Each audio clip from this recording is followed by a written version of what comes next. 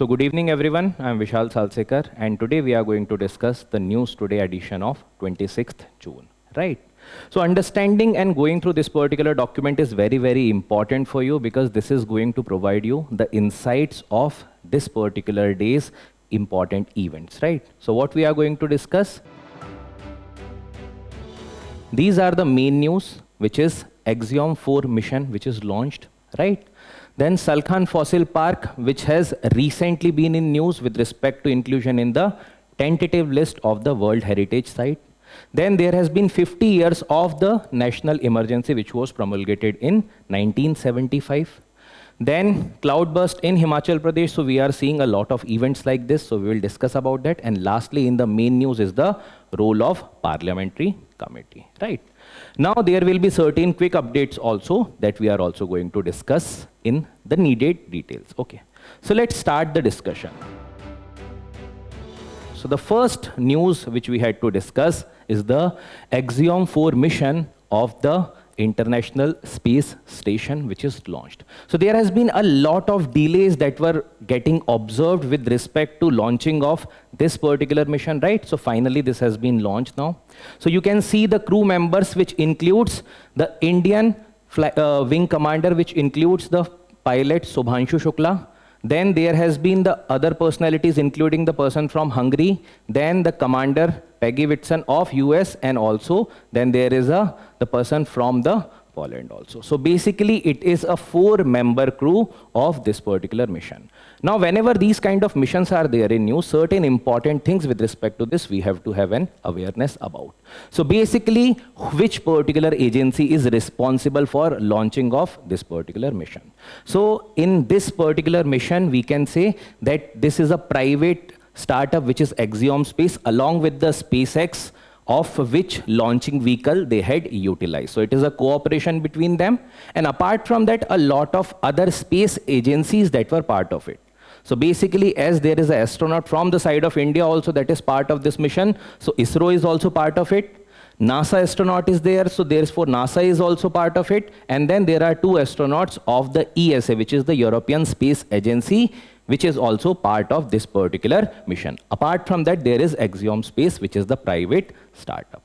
So as far as the data is concerned, it is the 4th all-private mission of NASA. Now what is an all-private mission? Basically, NASA is also supporting certain kind of commercial operations. So there the different countries' astronauts can visit the International Space Station. They can perform their own operations, right, with respect to different kind of, let's say, microgravity experiments, or let's say understanding different kind of situation with respect to the space, right? So these kind of experimentation, this is the 4th all-private mission by NASA. Now, what is the purpose of these kind of missions? So let's say if it is Axiom 4 or the before of this, there were also multiple kind of missions. So the purpose of these particular mission is, first important purpose is, since this is a kind of experiment that is going on for the 14 days, so the duration is comparatively less, right?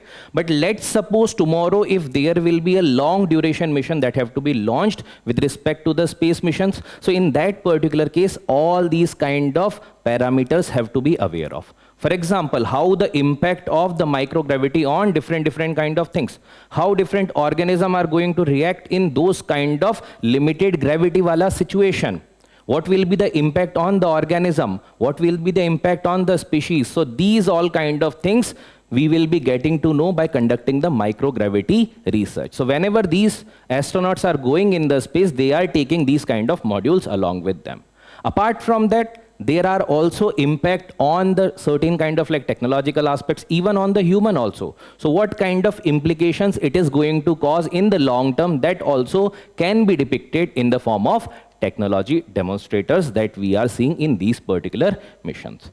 Apart from that, it is also a means to ensure certain outreach engagements. What are these outreach engagements? Basically here, the different space agencies are coming together. NASA, ISRO is there, ESA is there, and then the private startups are also cooperating. So this provides a kind of platform for the global cooperation among the space agencies. And now whenever the research details are there, that is being utilized for the global good. So this is the intended objective of these particular kind of mission.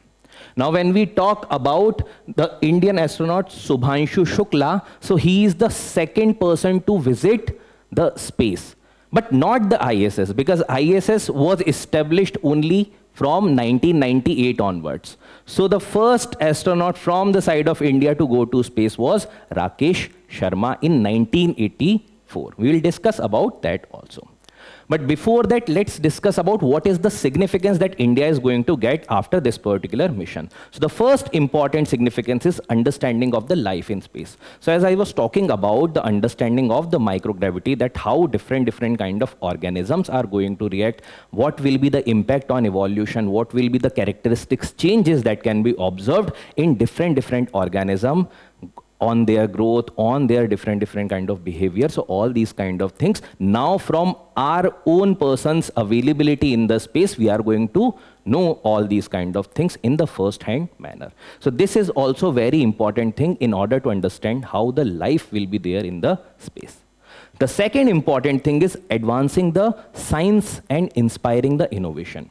Now, how this is advancing the science? Because when people are seeing the example of Subhanshu Shukla, basically they are also going to know about like what kind of feat that this particular person has achieved, and eventually there will be a lot of youth that may be driven by the curiosity of the space. So it will be breeding the new age scientists, astronauts, and different people who are interested with respect to the space related activities, right? Apart from that, it is also strengthening the global space presence. Basically, right now, India did not had that much space presence, but with the arrival of the Subhanshu Shukla, the second astronaut after Rakesh Sharma, there can be further presence, because we are also trying to build our Gaganyaan, which will be launched very soon. So that particular thing is also going to get an advantage because of his presence in the ISS now. Okay? So apart from that, what is that International Space Station?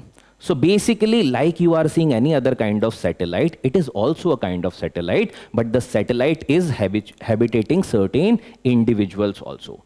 So there is certain kind of atmosphere that is being provided in that satellite so that the astronauts can go there, can live there, perform their microgravity experiments, a lot of technological demonstration, and basically based upon that, they will be providing a lot of information with respect to the space. So as it is placed in the low Earth orbit, this particular orbit may, the presence is roughly in from the 370 to 460 kilometers. So this is the rough idea about this. Now, what are the key partners with respect to the International Space Station? So there is the European Space Agency, there is NASA, there is Japanese Space Agency, JAXA, then there is the Canadian Space Agency, then the Roscosmos, which is the Russian Space Agency. So all these are partnering with respect to the International Space Station.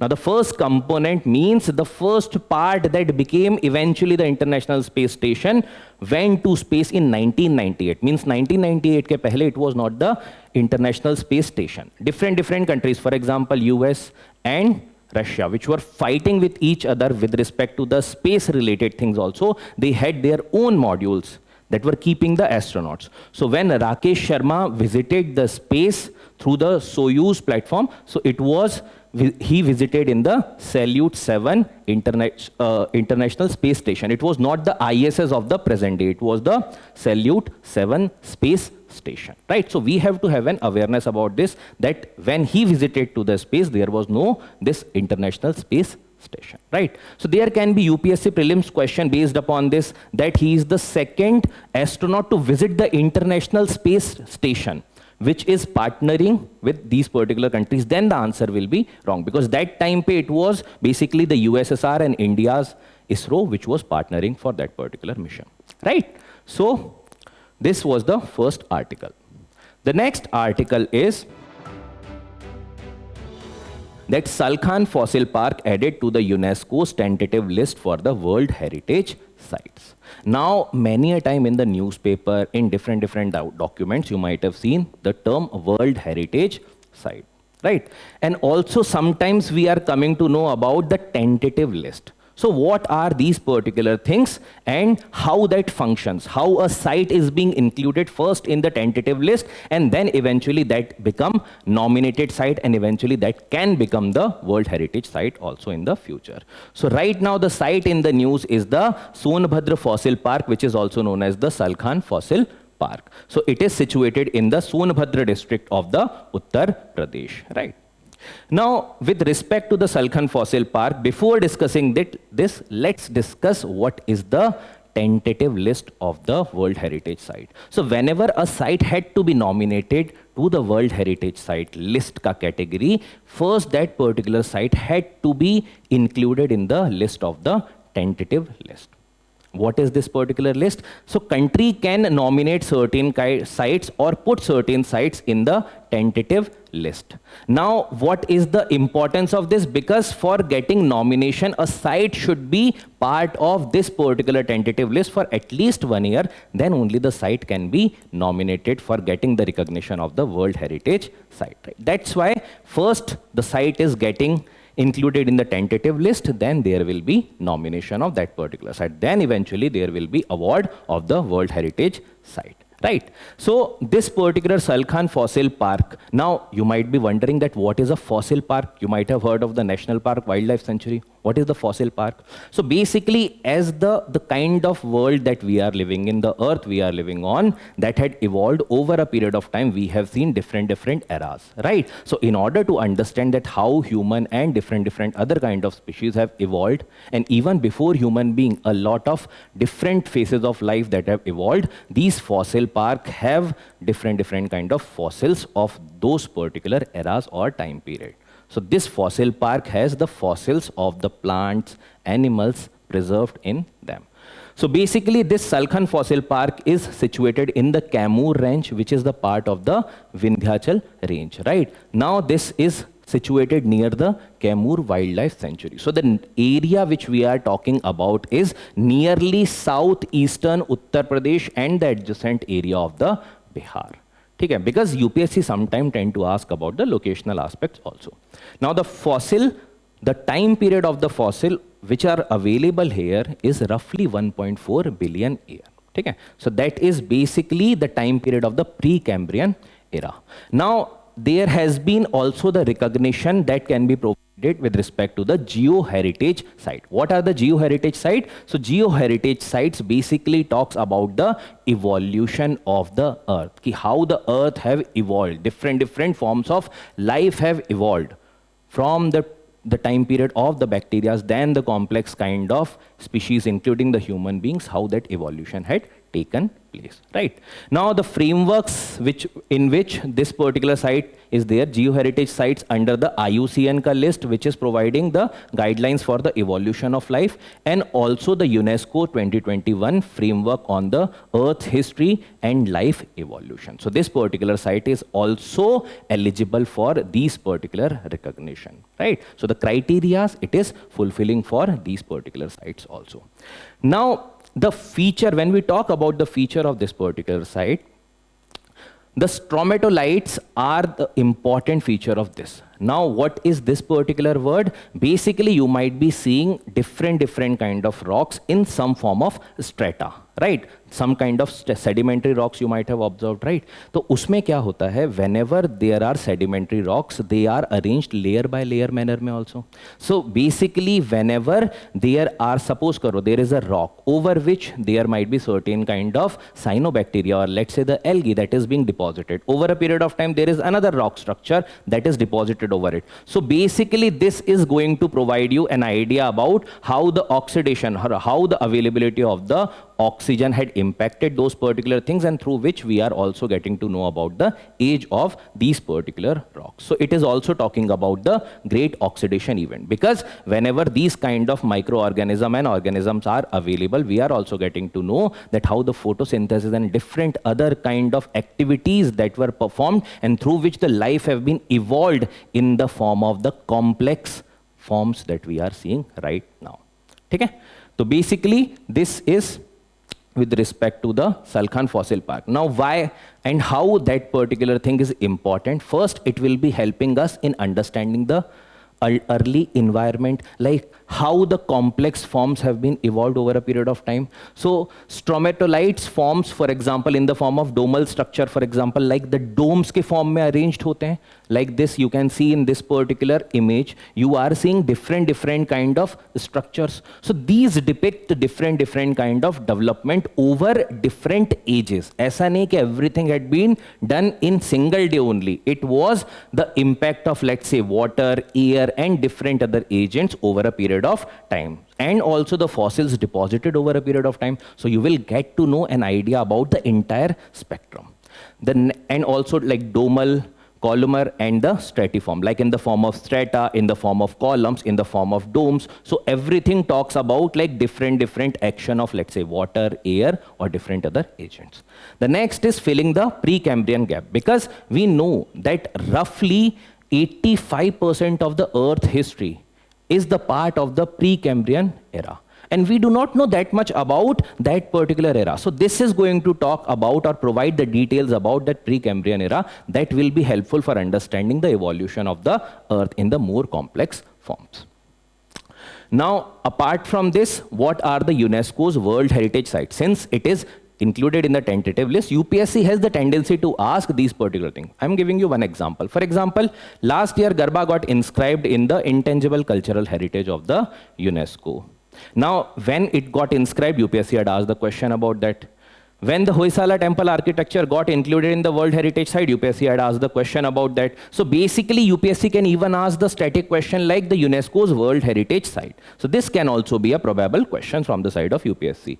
So what it is doing, it is recognizing basically the outstanding universal value wala things. Let's say certain monuments or certain kind of, let's say, the natural landscape, maybe the national park, wildlife sanctuary, that can also be included as a part of the World Heritage Site ka list. Now, there is a World Heritage Convention of 1970s that provides the recognition in the form of World Heritage Sites. Now, the types of the sites that are included in it includes the cultural heritage ka sites, which includes, let's say, certain kind of, let's say, cultural monuments, or maybe the natural heritage, let's say, national park, or maybe the biosphere reserves, or the mixed heritage site, which might be having certain kind of sacred value. Along with that, that might be also important, let's say, from the natural heritage ka perspective. So both the things can also be fulfilled. So India has all the three types of sites which are the UNESCO's World Heritage Site.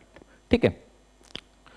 Now, briefly to discuss about the nomination process, first there is tentative list. Once you are there in the tentative list for more than 1 year, then there is a nomination. Once the nomination is done, there will be advisory body. So let's say there may be cultural sites or the natural sites. So these particular things are being assessed by these advisory bodies. For example, there is ICOMOS, which is the International Council on the Monuments and Site.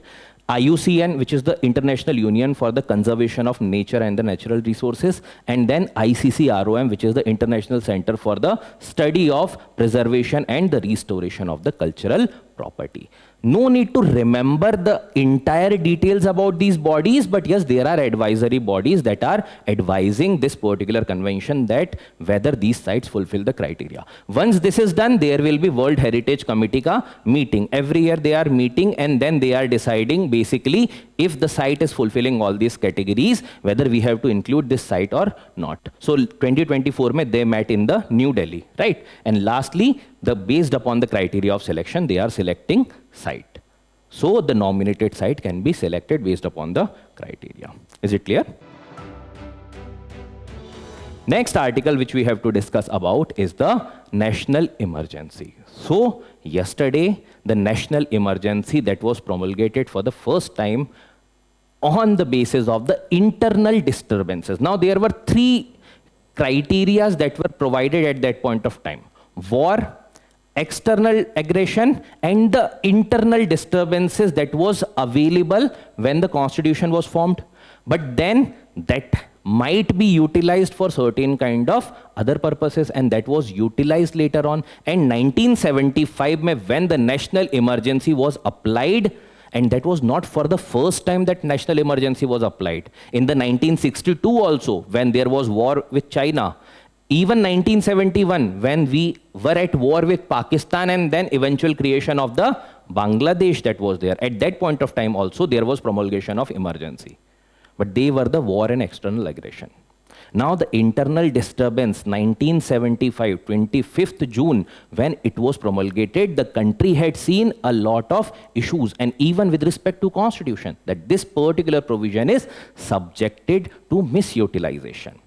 And hence, later on, through 44th Constitutional Amendment Act, it was eventually changed to the armed rebellion. Matlab, internal disturbance is a vague term, armed rebellion. Matlab, suppose karo if the forces or any other agents are rebelling and in the form of the armed rebellion, then only that particular emergency. So that particular term has been changed now. So let's discuss about this particular article, right? So when we talk about the national emergency, so national emergency refers to the emergency that is as per the Article 352 of the Indian Constitution. Are there any other kind of emergencies? Yes, there are other emergencies. Another is as per Article 356 of the Indian Constitution, which is also known as the state emergency, or let's say the president's rule, right? There is another emergency under Article 360, which is the financial emergency, which is under the ambit of the Article 360 of the Indian Constitution.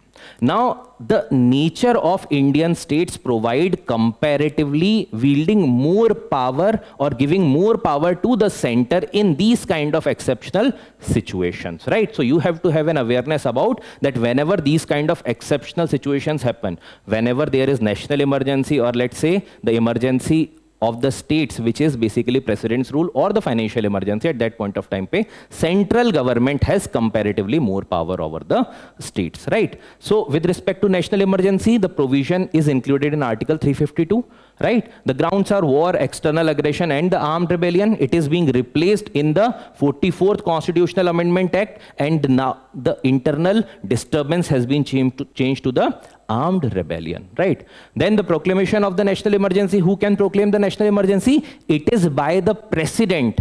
Previously, by the president, it was not mentioned that there should be a body which is named as cabinet that will be providing its written recommendation.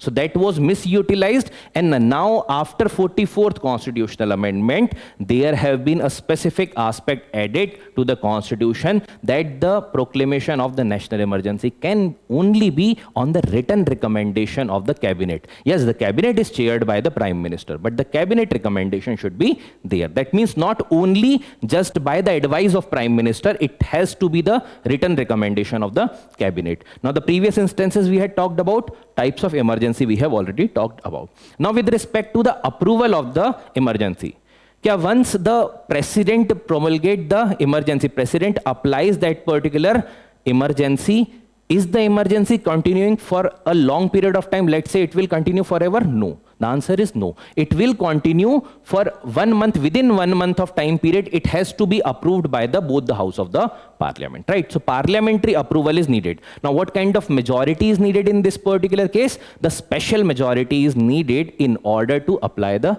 emergency. अब special majority क्या होता है? Majority of the total membership of house, and also the majority of the 2/3 of the members present and voting. Both the conditions should be met in the both houses. Then the emergency can be applied for the next 6 months. Means the continuation of the emergency can be there for the next 6 months. After 6 months, again that have to be again passed by the special majority. Otherwise, that particular emergency will not be continuing. Okay? So basically, in every 6 months, there have been the renewal, let's say, of the emergency that has to be there. Now, what will be the impact of emergency on the fundamental rights? So as the emergency is certain kind of exceptional situation, there will be certain kind of curtailments of right that will be observed, or that had been observed in the past also in the case of the national emergency. So what is the change? Basically, Article 358 says if the emergency is promulgated on the grounds of war and the external aggression, in that particular case, as per the Article 358, the Article 19 of the Indian Constitution, which is the freedom of speech and expression, gets suspended. Apart from that, as per Article 359, President through its order can take all the other fundamental rights except Article 20 and 21. So these two articles के अलावा all the other articles of the fundamental rights can be suspended during the emergency by the presidential order. Clear है? Now, the constitutional amendment that were done during the time period of emergency. So basically, that particular emergency era had seen a lot of constitutional amendment. Because previously, before the emergency, there was a kind of tussle that was going on between the judiciary and the executive, and hence the amendment had seen a lot of implications on the judiciary, which were eventually reversed in the 44th Constitutional Amendment Act. So what were the changes? There was 38th Constitutional Amendment Act. What 38th Constitutional Amendment Act said? Ki bhai, if there is a president who is taking the decision to impose the emergency, that particular decision is not subjected to any kind of judicial scrutiny, or judicial review cannot be there. That is a non-justiciable thing. Even the similar thing was talked about with respect to the ordinances. Ki even the ordinances by the governors and the president cannot be challenged. 39th Constitutional Amendment Act said कि apart from these things which were already mentioned, there is also no judicial review on the election of PM, election of even president, vice president, and even the election of Lok Sabha speaker. Matlab that are also not now coming during the time period of emergency. That will also not be the part of the judicial review. Clear hai? Then this provision was a very important, and we can say a very impactful provision that was done through the 42nd Constitutional Amendment Act, and the kind of changes that were done, that was significant changes, and that altered the kind of Constitutional Amendment Act that have done previously. So that's why this is also known as the mini constitution. What changes it had done? It had increased the power of center multifold. So what it had done, it had brought certain subjects which were part of the state list to the concurrent list, so that the center is now more powerful with respect to those particular subjects. Then there have been the increased power of the central government, a lot of things with respect to judicial reviews regarding the constitutional amendment that are being done by the parliament that had been stopped. So basically, it had hampered a lot of things with respect to even the federal architecture of the Indian Constitution. Now, what had happened after this? When in 1977, the emergency was taken off, and then there was another election, and then after that, 44th Constitutional Amendment Act was passed, and after this, a lot of provision that were done in these particular Constitutional Amendment Act that were reversed through the 44th Constitutional Amendment Act. Right? Next article is the cloudburst triggers flash floods in the Kullu district of the Himachal Pradesh. Now this kind of events we are seeing very frequently at the time period of monsoon. Why so? Because right now the kind of development that we are seeing, that is hindering either the natural flow of the rivers or the rivulets, or maybe the drainage pe what kind of impact the present day construction is taking. And especially the areas where the comparative increase of population is getting too high in certain seasons. Let's say the mountainous region, specifically during the time period of the summer. These kind of issues are more predominant, and hence you are seeing either torrential rains or let's say landslides or these kind of events, right? So previously also in the Balasore, we had seen the flash floods every time in different parts, even in the urban areas, even in Delhi, we are seeing these kind of events, right? So why these particular situations are occurring, and specifically what is cloudburst? Let's discuss. Right, and even UPSC had emphasized on this particular topic in the previous year. The question that was asked by UPSC in 2024, what is the phenomena of cloudburst? Explain. So this is a direct previous year question that can be solved from the content like this with respect to the cloudburst. And every year this kind of situation happens, right? So what is basically cloudburst? In very simple term, the cloud is bursting. That means there will be so much rainfall in a limited area in a very small time span. That means how IMD is classifying this particular thing, if there is more than 100 millimeter of rainfall in let's say 20 to 30 square kilometer का जो area है, that means a smaller city area, and that too within 1 hour ka situation. That means that particular area is now not getting that breathing time in order to get rid of that particular water that had. So basically in that situation, it is basically classified as the cloud burst. Now when we talk about the regions which are very much vulnerable for the cloud burst are the mountainous region. And that is because of their geography. So we can understand the mechanism of the cloudburst through this particular diagram. Now what actually happens with respect to cloudburst? Basically, let's say there is a warm air mass, or let's say a kind of cloud. Simple bhasha mein, there is a cloud, right? Right now, this particular cloud is comparatively having the warm temperature and it is absorbing moisture. Then there should be certain kind of agent, let's say air, that is pushing this particular cloud. Now, why that is being pushed upside only? Because of the kind of topography that is available in the mountainous region. So this kind of rainfall, if we categorize this is a orographic kind of rainfall. Now what happens when it is getting pushed upside on the upper layers of the atmosphere? Comparatively, the pressure is lesser. And then this particular cloud is getting expanded. और जैसे ही expand हो रहा है, the temperature is coming down. Now, in the mountainous region, if the topography is very, very steep, in that particular case, the temperature will come down very fast. And suppose, karo, if there is some kind of like colder layer above this that is already available, so that will further drastically bring down the temperature of this particular cloud, and eventually the kind of moisture जो इस cloud ने अभी तक hold करके रखा है, because of the cold temperature, that moisture cannot be further retained, and eventually the entire rainfall will be coming in one flash. And that causes a lot of havoc situation, because let's say 1 hour mein if you are getting roughly 100 millimeter ka rainfall in a very small area, it is a lot, right? And basically because of this kind of mechanism, the mountainous regions are more vulnerable with respect to this. I hope that this brief mechanism is understandable to you. Now, if you had to write the answer to this, you could have made this kind of diagram, could have explained the process, because the UPSC is asking the same thing only. Previously, UPSC had asked the question about the glacial lake outburst flood. So these kind of questions with respect to certain kind of hazard turning into disasters are being asked by UPSC again and again. So you have to be an aware individual with respect to what is going on in your surrounding, right? Now, with respect to the reduction or the disaster risk reduction of the cloudburst, basically there have been certain kind of provision that are being incorporated. So first is understanding the risk. Now see, if the topography is vulnerable, we can't do that much to change that particular topography. Obviously, that's not in our hand. So basically there will be hazard that is already available. Now we have to have an awareness regarding, let's say, the data regarding the season, when there will be more rainfall, the kind of control on the kind of intake of the population or the people from different region in that particular area. So basically all these kind of things will be a part of the understanding of the risk, that this is a vulnerable region. In this particular season, there can be such kind of disaster that can occur.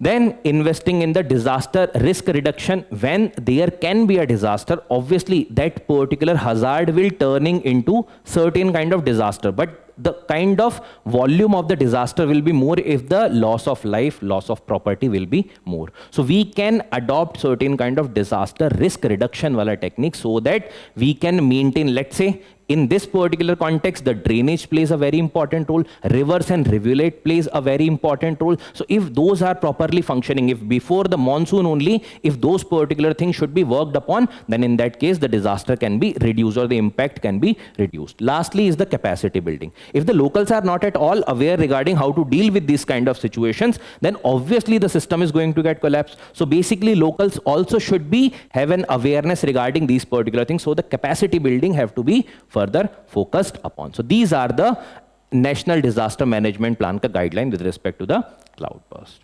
Is it clear? So the last article with respect to the main news that we have to discuss is with respect to the recent remarks by the Lok Sabha Speaker, which is the parliamentary committees are not adversarial to the government but serve as a guide. That means there are certain parliamentary committee which are basically providing certain kind of observation on how the legislatives are functioning. Let's say the member of parliament and the member of the legislative assembly, if they are at the state level, right? So basically how that is functioning, how the legislation process is going on, all these kind of things, if something is being highlighted by committee, then those particular things are giving certain kind of value addition rather than just criticizing outrightly. So that are the observation of the Lok Sabha speaker. So let's discuss briefly about the parliamentary committee. So now when the term parliamentary committee comes, there are two type of committee that comes in our mind. First are those particular committees which remain forever. For example, they are the permanent committees of the parliament, right? So these particular committees are remaining, they are not getting dissolved, matlab their existence will be there. They are not being made for any specific special purpose and after serving the purpose they are gone. No, they are basically the ad hoc committee. So there will be standing committee which are the permanent committees of the parliament. In the standing committee, there can be certain committee which are dealing with the financial aspects. For example, public accounts committee is there, there is estimates committee, there is committee on the public undertaking, which is there. Then there are certain ad hoc committees which are there, which are formed for certain specific purposes. Now, you might have heard of one term, departmentally related standing committee. So these comes under the category of the standing committees, and which are very, very important committee as far as the scrutiny of the different bill, even the scrutiny of the government budget or the annual financial statement, right? So basically what purpose parliamentary committee do? Let's assume a scenario. There is a parliament, right? They are making the legislation. Now, how many days parliament is sitting? Comparatively, even less than 100 days. Abhi to it is roughly like 60 days, 65 days, which is there, right? So basically, parliament do not get that much time to discuss in detail, scrutinize each and every bill.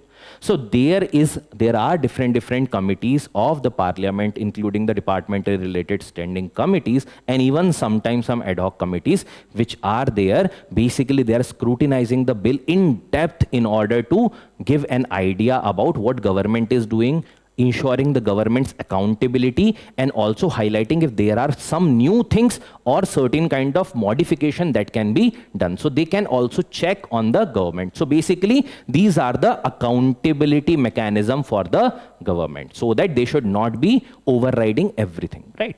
So basically, when we are talking about the parliamentary committees, there are both positives as well as certain kind of issues. So when we are talking about that, what good purpose these particular committees are serving, the first is in ensuring accountability. Because right now, if there are some standing committees and these particular committees are scrutinizing the bill, let's say once the budget is being presented in the House, then the different aspects of the budgets are being studied by different departmentally related standing committees in detail, and then they are trying to assess the provision, so that the kind of time constraint that the parliament is having, those particular time constraints will not be faced by those particular committees in general, right? So they can ensure the accountability. Second thing is ensuring transparency, because when these particular committees are scrutinizing the, let's say the financial aspects, or let's say any other kind of functioning of any specific, let's say ministry or bill, so that particular thing is providing people an idea about how the government is functioning, what kind of purpose it is serving, right? So it is also ensuring the transparent and the effective governance. Then improving the legislative efficiency. Now, if there is a scrutiny, the person who is part of the legislature, or let's say the government, that also will be having something in mind that yes, if we are not serving our purpose, then there is some scrutinizing mechanism that is also there.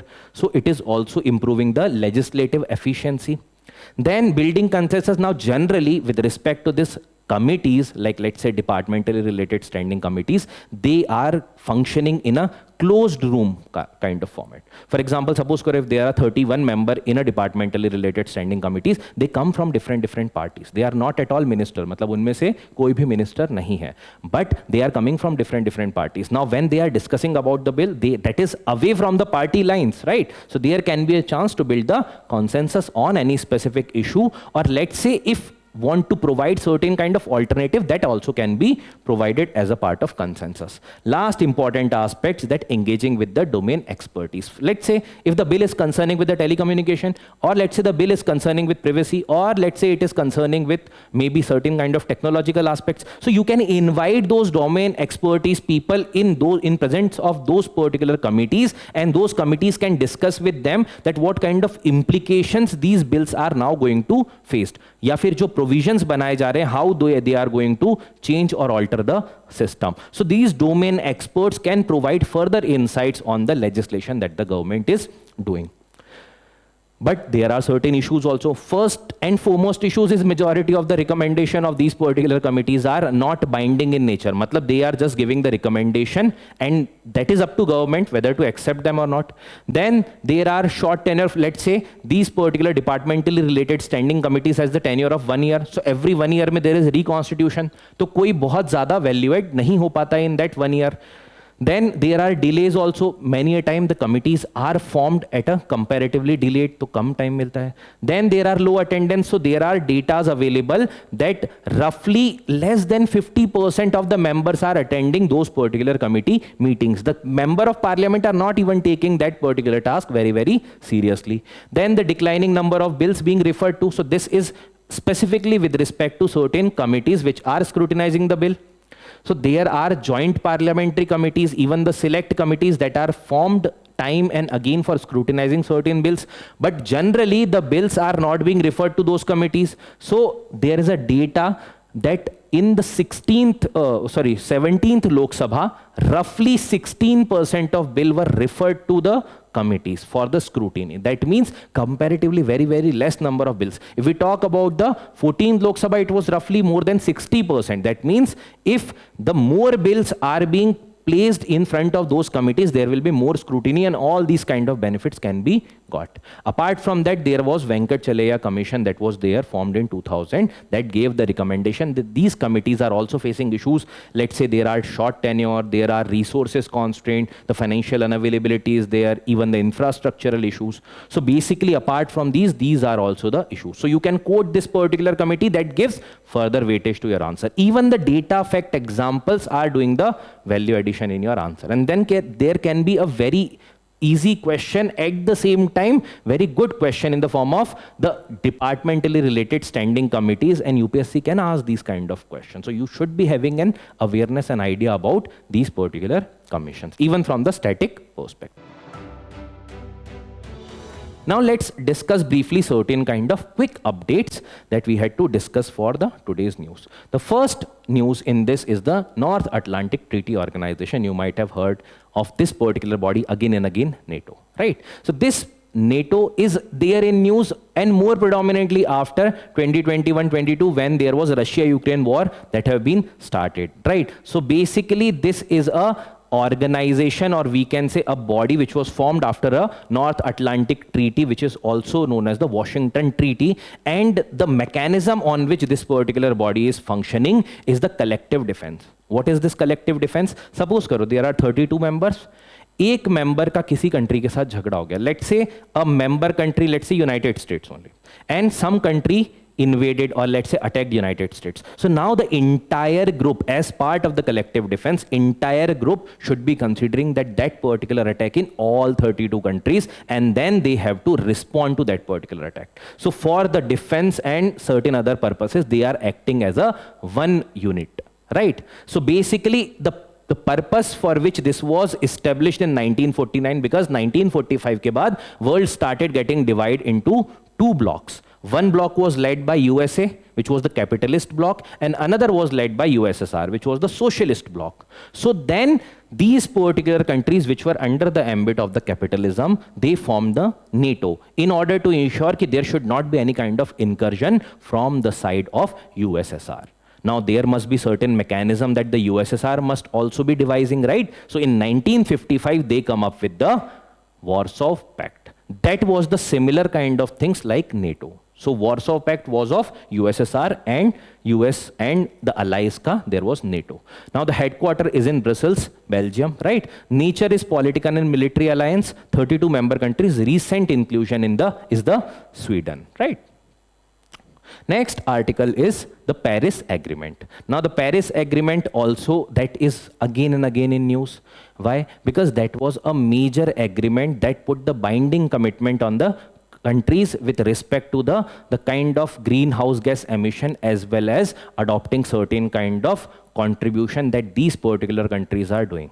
That included certain financial commitments, that included certain kind of intended nationally determined contribution. Matlab countries are taking certain resolve on themselves or commitment on themselves to reduce the emission of the greenhouse gas emission. And that too with respect to keeping some target. Let's say they have taken a target of reduction of the global temperature or keeping the global temperature increase to 2 degrees Celsius. And they said further कि 1.5 degrees Celsius tak we will try to keep it, right? So that was basically as a part of the Paris Agreement. Why that is there in news right now? Because now the countries or the group of countries led by India are saying that the developed world countries that have said कि as part of the common but differentiated responsibilities, they are going to give funds to the developing countries in order to adopt certain kind of climate resilient technologies or preventing global warming, but they are not giving up or they are not providing their financial commitments or they are not giving the funds, right? So in the recent summit of the UNFCCC, which is the United Nations Framework Convention on Climate Change, Conference of Party 29, which was held in Baku, Azerbaijan in last year 2024, basically the commitment that was taken that they will generate $300 billion per year from 2035. Now the commitment is $300 billion. The need is roughly $1.3 trillion a year. So there has been a huge gap of roughly $1 trillion. So this is the gap that these particular countries want that should be filled now by the countries. Why they are asking developed countries? Because historically we had seen the kind of industrial revolution and subsequent emission of carbon dioxide was done by these developed countries. Historically उन्होंने emit किया है. That's why now to compensate for that they should be giving technology funds to the developing countries. Next is the International Potato Center, CIP. Basically there has been the cabinet has approved the International Potato Center का South Asian Regional Center at Agra. So you can just have an idea about that there is a South Asian Regional Center of the International Potato Center that have been established at Agra. A kind of fact that you can just have an idea about, because UPSC can sometime ask in the match the following wala questions, right? Now the genesis is 1971, right? And what particular kind of crop, obviously it must be focusing because it is the International Potato Center. So basically potato and the associated crops. For example, potato is there, sweet potato is there, then the Indian roots and the tuber. So different kind of roots and the tuber kind of crops, this particular International Potato Center is having oversight. Right, the headquarters is in Lima, Peru. Now what this particular body is doing, this particular body is sharing different kind of technological advancement and also providing different new varieties of the potato. For example, let's say in certain region there is more impact of climate change, so certain climate resilient variety of potato. So they are doing scientific research, they are sharing certain kind of the commitment with respect to developing certain more climate resilient varieties of these tubers and the roots. Next is e-passport. Now basically you might have seen passport that it is a kind of document on the first page, even on the last page, certain kind of information, your personal information, and even certain times the biometric and all these kind of things are incorporated. Now what the Ministry of External Affairs in the Passport Seva Program 2.0 they have done, they have incorporated in the normal passport certain features of the electronic aspect. What they have done, they have included a RFID and the antenna that have been embedded now in this. So what purpose it is serving? You might have seen, let's say SIM. SIM में आपने देखा होगा there is small chip kind of thing is there. So similar kind of chip you can consider that will be now coming, that will be holding the biometric and even the important confidential data. So right now the kind of fake passport or different kind of forgery related issues that you are seeing, all these kind of issues can be reduced through the combination of the paper and the electronic passport. So it is not only electronic, it is the combination of both, that the paper passport with the chip that will be provided in this. Now there is a functioning of the public key infrastructure that will be ensuring the secure communication of that chip with the reader, right? So generally whenever we are talking about these kind of things, there is the PKI, which is the public key infrastructure. This is embedded in order to provide or prevent any kind of misutilization of these data that are available in such chips. So basically what is this PKI? It is basically ensuring the secure online communication. Whenever two devices are communicating, there have to be an authentic connection that have to be ensured in that. For that, obviously, they share certain kind of identity. Let's say in this particular context, it is the digital certificates. So that particular data will be shared only with the authentic digital certificates. Let's say you can call them as an identifier. मतलब एक दूसरे device को identify कर लिया, and then only they will be communicating once they ensure that there is a secure communication network. So this public key infrastructure is key to ensure any such kind of secure online communication network. ठीक है? So just एक objective, एक idea that what this particular public key infrastructure term is and how that is enabling the secure communication. Next is about the business responsibility and the sustainability reporting. Now, as the name suggesting itself, it is business responsibility and the sustainability reporting. That means there must be certain kind of reporting that the businesses must be doing in order to ensure the sustainability wala aspect, that what kind of sustainable operations practices or sustainable practices they are incorporating, right? So basically, it is mandated for the top 1,000 listed companies in India or the entities in India in order to go for certain kind of climate responsibility kind of commitment. Now basically it is being mandated by SEBI, which is the Security and the Security Exchange Board of India from 2012 onwards. Now this is applicable on the top 1,000 listed companies, right? So basically what they have to do, they have to make sure that what kind of sustainable mechanism they are ensuring, let's say what business practices they are incorporating, they have to disclose them, they have to keep reporting to the ministry about the environmental, social and the governance related performance of those particular initiatives that they are taking. So basically what they are doing, they are ensuring certain kind of transparency in which the company is functioning, right? So that is the task of the business responsibility and the sustainability reporting. Now how that will be beneficial? Let's say we are facing the issue of climate change. If the companies are adopting the sustainable practices, obviously those particular companies can contribute to prevent the issues that might be caused because of the climate change, or at least can reduce certain impact of climate change through their initiative. That's why these kind of reportings are being mandated.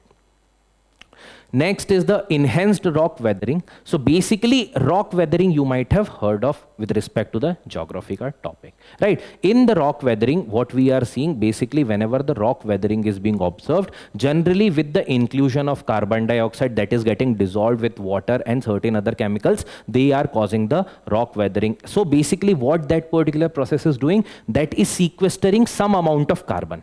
But that rock weathering is very slow process. So basically we can't rely for the years and then some amount of carbon will be sequestered or absorbed in that particular rock through the action of water. Now enhanced rock weathering, what we are doing, we are utilizing this particular technique as a method of reduction of the carbon dioxide from the atmosphere.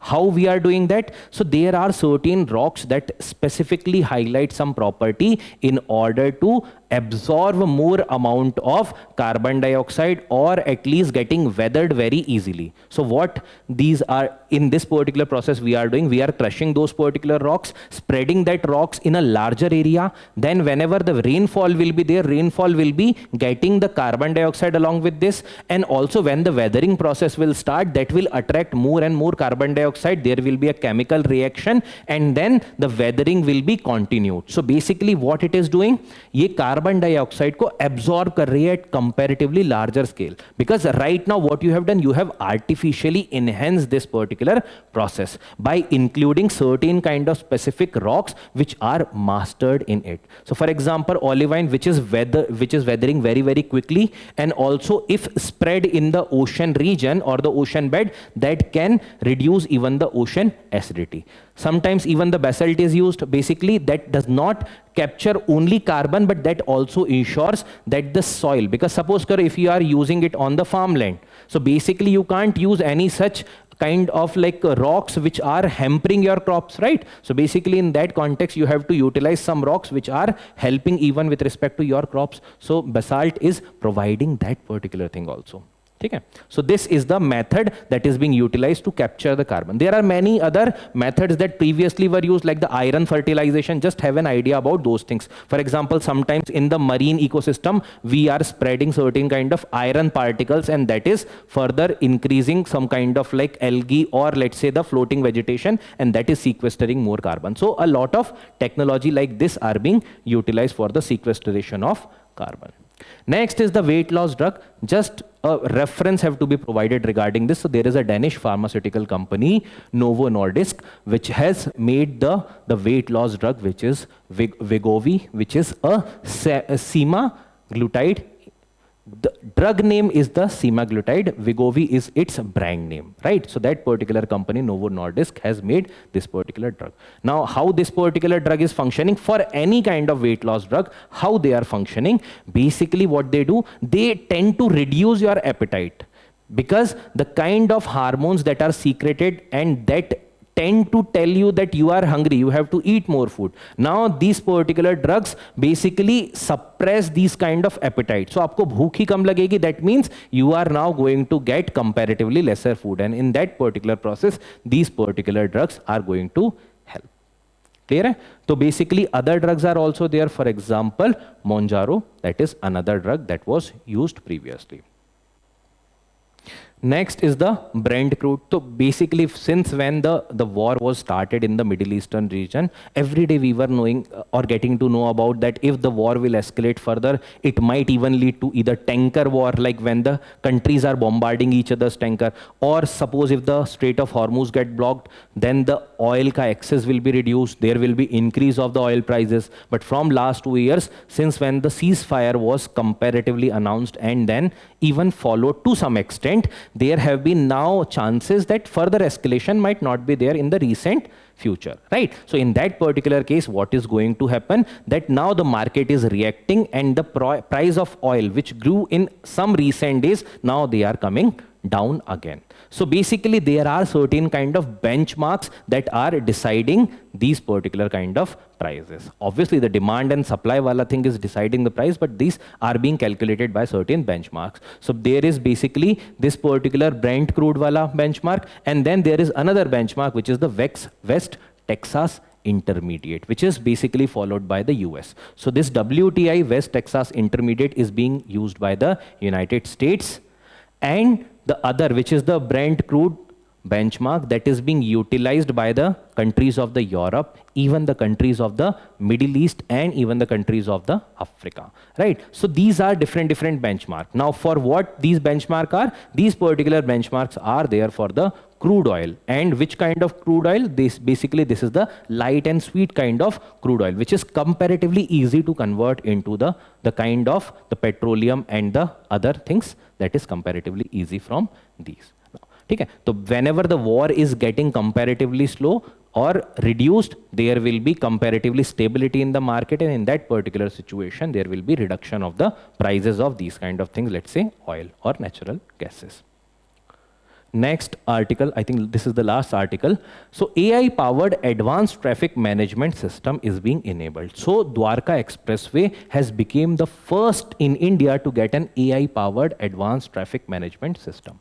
So basically there have been integration of AI. Now that is being done across the domain. So basically with respect to the traffic management also, there have been incorporation of the artificial intelligence. There is certain kind of command and control system that will be managed by AI. Then there are certain kind of, let's say, speed guns you might have observed, right? Then there are certain video capture, certain kind of incident reporting. All these kind of things are now being managed on this particular expressway, which is Dwarka Expressway, that will be managed by the artificial intelligence enabling or enablement system. So all these things, including the traffic management, including the lights management, including the video capturing, including the speed related violations detection, even including other things that are being now managed by this. So which particular agency is implementing this? It is implemented by the IHMCL, which is the Indian Highways Management Company Limited, right? So this is it with respect to the AI powered advanced traffic management system.